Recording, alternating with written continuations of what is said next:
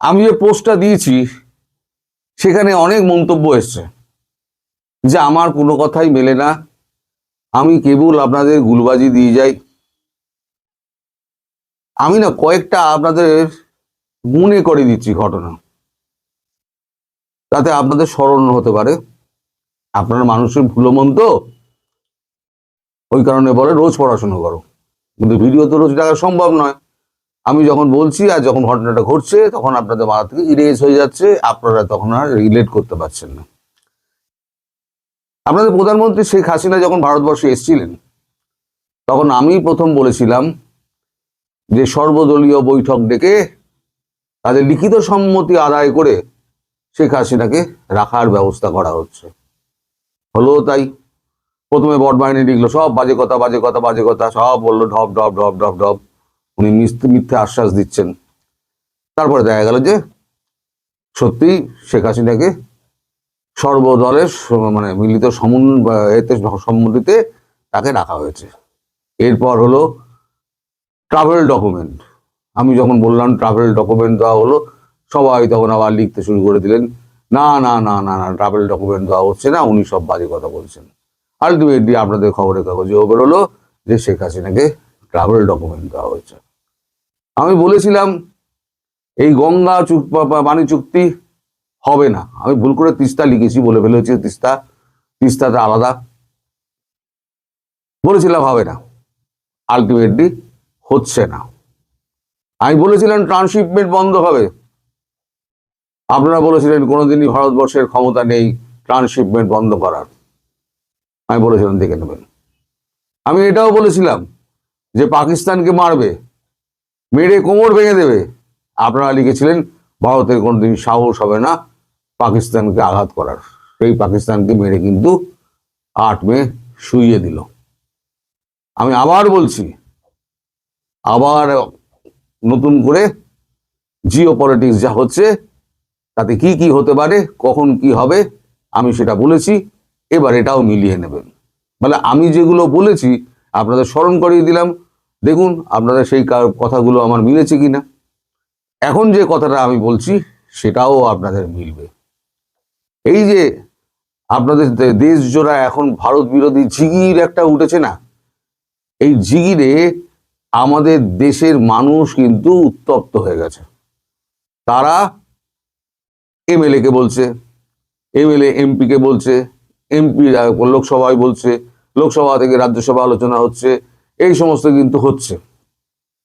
যখন এই চাপটা যখন ধীরে ধীরে বাড়লো, এবং আপনারা জানেন যে এপ্রিল মে মাসে আমাদের বিধানসভা ভোট আছে পশ্চিমবঙ্গে, এরপরে তামিলনাড়ু আছে, তারপর আপনার মণিপুর না মিজোরাম সেখানে একটা আছে, খুব আমি শিওর না, ওখানে কোনো একটা রাজ্যে আছে। ফলে এই বাংলাদেশের সঙ্গে মানে এই রাজ্যগুলোর সম্পর্ক কিন্তু একদম আত্মার সঙ্গে জুড়ে রয়েছে। কেউ বিজেপি রাজনীতি করে, তার ভোট দরকার, সরকারে টিকে থাকতে গেলে ভোট দরকার। ফলে ভোট যদি পেতে হয় তাহলে জনগণের কথা শুনেই চলতে হবে। এবার রাজনৈতিক দলগুলো চাপ দিচ্ছে খাবার দেওয়া বন্ধ করুন, খাবার দেওয়া বন্ধ করুন। একবার আমি লিখেছিলাম যে আমি বলবো, তাতে এত কুমন্তব্য এসেছিল, তা আমি বাধ্য হয়ে বলেছিলাম যে আমি বলবো না, থাক আপনারা খেয়ে বললেন না খেয়ে বললেন, তাতে আমার কি যায় আসে। কিন্তু এখন যে ঘটনাটা ঘটতে যাচ্ছে তাতে না বলে উপায় নেই। সেটা হচ্ছে লিখিত সম্মতি আসতে শুরু করে দিয়েছে সব দলগুলোর, একমাত্র বাকি আছে দক্ষিণের দলগুলো, সাউথ ইন্ডিয়ার যে দলগুলো আছে তাদের এই বাংলাদেশ সংক্রান্ত ব্যাপারে তাদের কোনো রকম আইডিয়াও নেই, তারা কিছু জানেও না, তারা কানও দেয় না। ইদানিং যখন সব নেতারা গিয়ে ওখানে বলছেন তখন তারা একটু নড়ে চড়ে বসেছেন যে ভারতবর্ষের ওপরে যদি এরকম একটা আঘাত হয় তাহলে তো আমাদের ওপরই আঘাত। সেই সাউথ ইন্ডিয়ার দলগুলোর বোধহয় গোটা 20-25 দল আছে ছোট বড় মিলিয়ে, তাদের কাছ থেকে এখনো সম্মতি পত্রটা পাওয়া যায়নি। ভারত করে কেন? ভারত এই কারণে করে, ভারতে যে বিরোধী শক্তি আছে না, এই বিরোধী শক্তি যারা আছে তারা মানে নিজের জায়গায় মানে কখনো এক জায়গায় থাকে না, এক মত থাকে না। আজকে যারা এই বিরোধিতা করছে, যখন বাংলাদেশে যখন চূড়ান্ত মানে খাদ্য সংকট দেখা দেবে, একেবারে মানে না খেয়ে মানুষ মরার মতো অবস্থা হয়ে যাবে, তখন এরাই তখন ত্রাহি চিৎকার করতে শুরু করে দেবে যে ভারতবর্ষের প্রধানমন্ত্রী নরেন্দ্র মোদী নৃশংস ভূমিকায় অবতীর্ণ হয়েছেন। একেবারে কার্টুন ফার্টুন একে নরেন্দ্র মোদীর গোষ্ঠীর পিণ্ডি পাকিয়ে দেবে। নরেন্দ্র মোদী ওই জন্য ঠিক করেছেন যে এবার আমি শেখ হাসিনার বেলায় এরকম আমি করেছিলাম, পরে যাতে ট্যাপও না করতে পারে, আমি এবারে লিখিত সম্মতি আদায় করে নেব। উনি তাই বলেছেন সব দলকে লিখিত সম্মতি দিতে হবে। লিখিত সম্মতি সব দল দিয়ে দিলে পরে আমি খাদ্যশস্য বয়কট বন্ধ করে দিলাম, সমস্ত কিছু বন্ধ করে দিলাম, ট্রান্সশিপমেন্ট বন্ধ করে দিয়েছি, সমস্ত কিছু বন্ধ করে দিয়েছি। এইবারেতে কোনো দল কিন্তু যেহেতু লিখিত দিয়ে দিয়েছে, তারা আর পার্লামেন্টে এসে ঝড় তুলতে পারবে না। এটাই হচ্ছে মোদিজির খেলা। আমি কালকে একটা চ্যানেলে বলেছিলাম, মোদিজিকে যারা বুঝতে পারেন না, মনে করেন ভীতু কাপুরুষ, তারা মোদিজির কুটনীতিটাই বুঝতে পারেন না। মোদিজি হলেন জেফ্রি বয়কট কিংবা আমাদের সুনীল গাভাস্কারের মতো ঠুকে ঠুকে খেলার প্লেয়ার। ধীরে ধীরে ধীরে ধীরে দেখুন না, আপনার এই বলেছিলাম ওই চুক্তি হবে না, ওই আমাদের যে বাণিজ্য চুক্তি হবে না, মনে পড়ে? কবে থেকে বলে যাচ্ছি বাণিজ্য চুক্তি হবে না, আলটিমেটলি এখনো কিন্তু হয়নি। ভারত এখনো ডিলে করে যাচ্ছে, আরো ডিলে করাবে, আরো ডিলে করাবে।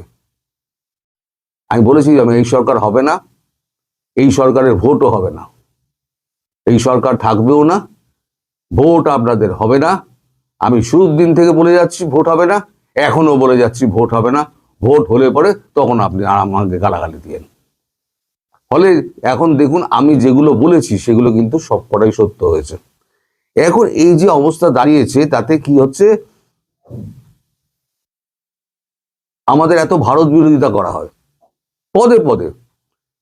এই মুস্তাফিজুর রহমান, তার সঙ্গে কিন্তু ভারতের কোনো সম্পর্ক নেই, সে কিন্তু বিসিসিআই এর, যদিও বিসিসিআই এর উচিত হয়নি, এটা আগে থেকেই বিসিসিআই এর বলে দেওয়া হয়েছিল এবারে আমরা বাংলাদেশকে নেবো না, তাহলে মুস্তাফিজুর আসতেন না, তিনি এসব মনিত হলেন। এটা আমাদের বিসিসিআই এর দোষ, এটা কিন্তু আমি স্বীকার করি, মানে যেটা স্বীকার করা সেটা স্বীকার করি আমি। কিন্তু তাই যদি হয় তাহলে সাকিবকে আপনারা মানে কেন দেশদ্রোহী আখ্যা দিয়ে সাকিবকে তার পাশে দাঁড়াচ্ছেন না?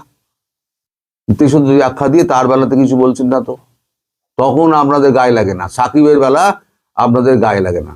অথচ সাকিব হচ্ছে এমন একজন প্লেয়ার যিনি বাংলাদেশকে চিনিয়েছেন, বিশ্বের মাঠে কিন্তু সাকিব প্রথম চিনিয়েছেন। তারপরে কিন্তু যত এসছে মুস্তাফিজুর রহমান, তারপর আরো যারা এসছে, আপনার প্রাক্তন ক্যাপ্টেন ছিল যিনি পরে এমপি হলেন, এই মুহূর্তে আমার নামটা মনে পড়ছে না, তিনি, এনারা সমস্ত পাত প্রদীপের আলোয় আসেন।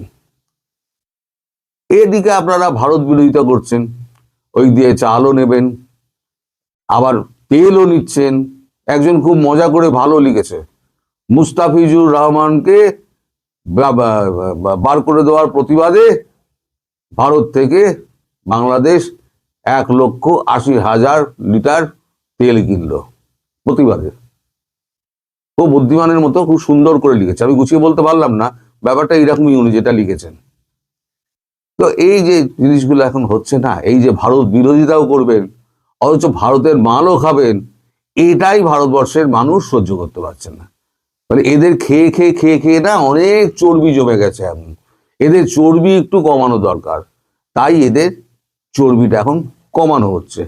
এইবার দেখুন আর একটা, আমি যেটা বলেছিলাম যে ভিসা সম্পূর্ণভাবে বন্ধ হবে, এটা লাস্টে বলছি এই কারণে যে এটা আজকে আমাদের কাগজে বেরিয়েছে, এই দেখে নিন, পড়তে পারছেন? এবার আমি পড়ে শোনাচ্ছি আপনাদের। ভারতীয়দের জন্য পর্যটক ভিসা দেওয়ার পুরোপুরি বন্ধ করে দিল বাংলাদেশ, নিরাপত্তা সংক্রান্ত উদ্বেগ নিয়ে সিদ্ধান্ত নিল ঢাকা। আপনারা এটা করে দিয়েছেন, বাংলাদেশ এরা দেখিয়ে দিয়েছে পথটা। তাহলে এগিয়ে আছে কি আপনারা বলুন? এই যে ভারত বাংলাদেশ সম্পর্ককে অবনতির জায়গায় নিয়ে যাচ্ছে কে? ভারত কিন্তু এখনো পর্যন্ত টুকটাক ভিসা দিয়ে যাচ্ছে, খুব অসুস্থ মানুষকে কিন্তু ভিসা দিয়ে যাচ্ছে ভারতবর্ষ। তারপরে আপনাদের দেশ থেকে যে সমস্ত মানে কর্মকাণ্ড হচ্ছে, তারপরে আপনারা কি মনে করেন ভারতীয়রা আপনাদের পাশে থাকবে? এখন যারা ট্রিটমেন্ট করতে আসছেন না এখানে, তারাও কিছুটা বিপদে পড়ছেন। আমার এলাকাতে আমি নিজে দেখেছি, আমি নিজে তাদেরকে গিয়ে আমি রক্ষাকর্তা হয়ে আমি দাঁড়িয়েছিলাম। এত হেনস্থার শিকার হচ্ছিলেন। এখানে কেউ ঘর ভাড়া দেবে না, ঘর এমনি পড়ে রয়েছে, পড়ে থাক। এখানে যে ভাড়া নেয় তো ঘর ভাড়া দেবে না, থাকবেন কোথায় শীতের রাতে? এটা পরশু দিনের ঘটনা, আমি বলতে ভুলে গেছিলাম আপনাদের। সুতরাং এখানে এসে কিন্তু আপনারা খুব একটা শান্তিতে থাকবেন না। ভারতের সঙ্গে শত্রুতা করে একটা বৃহৎ গণতান্ত্রিক রাষ্ট্র যার উপরে আপনারা নির্ভর করছেন, তার সঙ্গে শত্রুতা করে আপনারা কদিন টিকতে পারবেন? এই যে খাদ্যপণ্য এই যে বন্ধ হওয়ার সিদ্ধান্ত, তেল ফেল বন্ধ হওয়ার সিদ্ধান্ত, যন্ত্রপাতি মানে আপনার গাড়ির যন্ত্রপাতি সমস্ত কিছু বন্ধ হয়ে যাবে। আপনার বর্ডারগুলোকে পুরো সিল করে দেবে। সিল করে দিলে কি হবে? এবার আপনাদের গাড়িগুলোও চলবে না, অকেজো হয়ে যাবে, আপনার তেল পাবেন না, আপনি খাবার পাবেন না, আপনি মানে মানে মানে একটা দ্বীপের মধ্যে আপনারা বন্দী হয়ে যাবেন। আপনারা সেটাই চাইছেন। আপনারা বলছেন ফেলো করি মাখো তেল, তেল মাখুন। আপনারা যত খুশি পাকিস্তান থেকে, দুবাই থেকে ভারতীয় চাল কিন্তু পাকিস্তান নিয়ে যাচ্ছে, দিয়ে আবার পাকিস্তান থেকে আবার বাংলাদেশে আসছে, ঘুরিয়ে নাক দেখানোর মতো অবস্থা। মানে যেমন পাকিস্তান তেমন হচ্ছেন আপনারা। মানে ভারতের মালটা 80 কিলোমিটার পেরোলে ঘরে চলতো, ঢুকে যেত, সেটা যাচ্ছে প্রথম দুবাই, আর দুবাই থেকে যাচ্ছে পাকিস্তান, পাকিস্তান থেকে আসছে এখানে। মালয়েশিয়াও তাই, স্টেট অফ ব্রুনেও তাই, যেখানেই আপনি যাবেন সেটা হচ্ছে ভারতীয় মাল। ফলে ভারতের সঙ্গে সুসম্পর্ক রেখে যদি চলতেন তাহলে পরে আপনাদের এত দুর্দশা হতো না। আর হ্যাপি দিওয়ালির কথা বলছেন, আমি যেভাবে বলেছি হ্যাপি দিওয়ালি হবেই, এবং হবে মানে হবে। আমি এটা পাকিস্তানের বেলা বলেছি, বাংলাদেশের ব্যাপারে বলছি। এবার হ্যাপি দিওয়ালির দিকে ধীরে ধীরে যাচ্ছে। আগে খাদ্যপণ্যটা বন্ধ যেদিন হবে, আমি বলেছিলাম অনেক আগে, যেদিনকে খাদ্যপণ্য সরবরাহ বন্ধ হবে আপনাদের বাংলাদেশের আকাশে কিন্তু কালো মেঘের ঘনঘটা গড়াবে। সেটা এখন এসে দাঁড়িয়েছে। সবাই ভালো থাকবেন।